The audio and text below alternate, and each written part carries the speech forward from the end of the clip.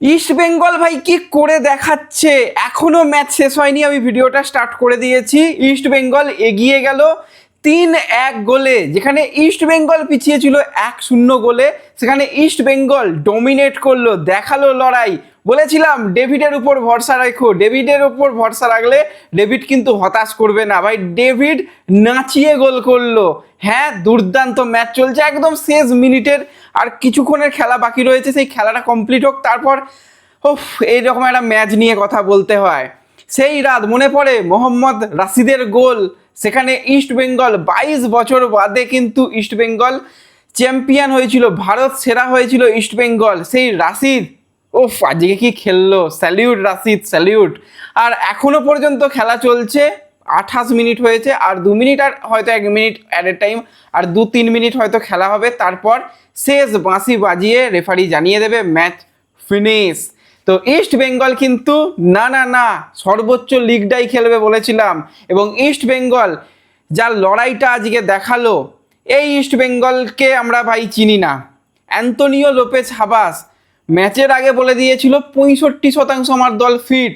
তো 65%তে ইস্ট বেঙ্গল যদি এই খেলা দেখায়, ইস্ট বেঙ্গল যদি 90% ফিট হয়, তারা কী রকম খেলা দেখাবে আমরা অপেক্ষা করে থাকবো।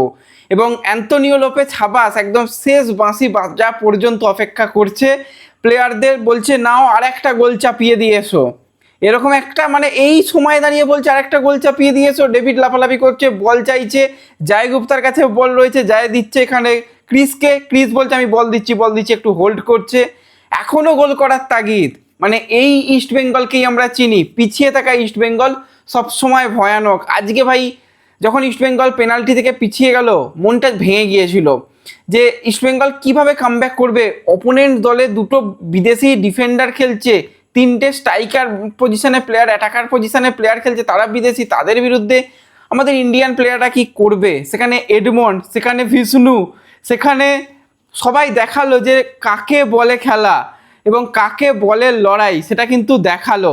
এবং ফাইনালি ইস্ট বেঙ্গল কিন্তু একটা বিরাট আবার গোল হয়ে গেছে, আবার গোল। এখনও আমি বলছি না, খেলা চলছে এদিকে, আবার ভাই গোল হয়ে গেছে। তো গোলটা আগে দেখি তারপর বলছি। ইস্ট বেঙ্গল 4 নম্বর গোলটা করে দিল। রোহিত দানু কিন্তু অবশ্যই ডেভিডকে বলবে থ্যাংক ইউ যে আমাকে এরকম একটা গোল করার সুযোগ করানোর জন্য। ভাই ডেভিড এসে তো ম্যাচের রঙকে পুরো বদলে দিল, যেখানে জেসিনরা মুহুর মিস করেছে, ভালো চান্স ক্রিয়েট করেছে, ভালো খেলেছে, ডেভিড ভাই বেঞ্চ থেকে এসে কি করলো, একটি গোল একটি অ্যাসিস্ট।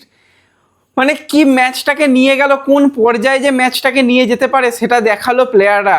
ইস্টবেঙ্গল এখন একজন বিদেশিকে রাখতে পেরেছে, সেখানে ড্যানিকে তুলে নেওয়া হয়েছে, সেখানে রাশিদকে তুলে নেওয়া হয়েছে, ক্রিস খালি বিদেশি প্লেয়ার হিসেবে খেলছে, বাকি বিদেশিদের ছেড়ে দাও।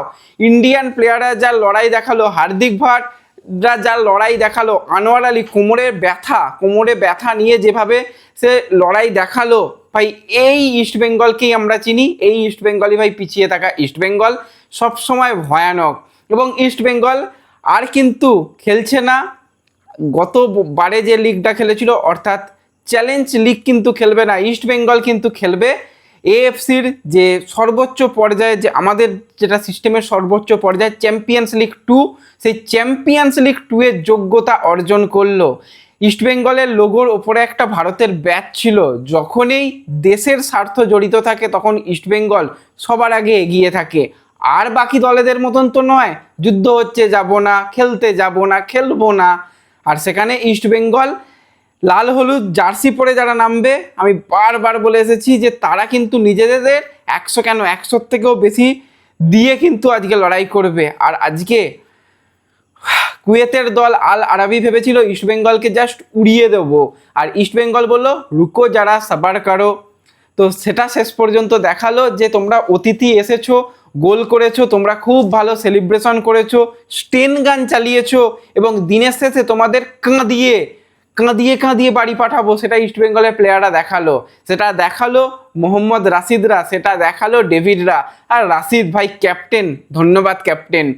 আজকে ক্যাপ্টেন গোল করেছে, গোলটা তো জাস্ট জাল ছিঁড়ে দেওয়া গোল যাকে বলে।